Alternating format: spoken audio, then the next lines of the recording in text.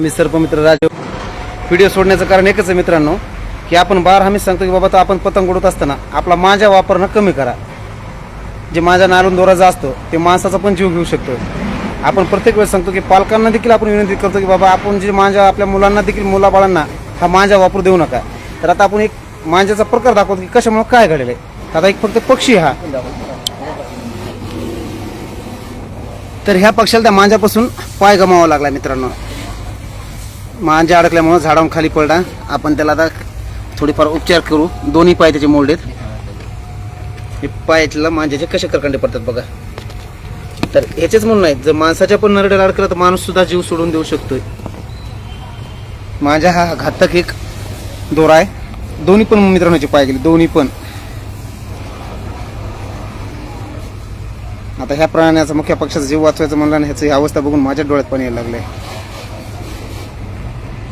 तर चुकून बी बाबांना तुम्हाला सांगतो की आपल्या मुलाबाळांवर पण लक्ष ठेवा. आपली मुलं बाळ आणि विशेष म्हणजे आता संक्रांती निमित्त पूर्ण सर्व जर पतंग उडत आहेत, पण पतंगाला दोरा कोणता वापरत हे मात्र लक्ष करा. कडे कुणाचा जीव घेऊ नका, किंवा त्या मुख्य प्राण्यांचा किंवा पक्ष्याचा.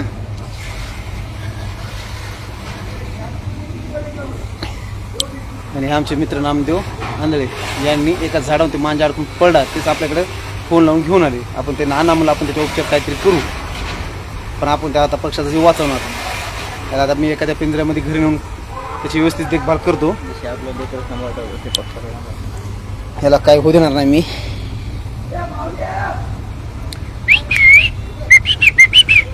तर हा फिरता उडता फिरणारा पक्षी मित्रांनो, हा का कोणी पाळलेला नाही, काही नाहीये. केवळ त्याला माझ्यामुळं दोन्ही पाय गमावं लागलेत. झाला तिने ठेवू बी शकतील, नाही तर काय सांगता येणार नाही पाय.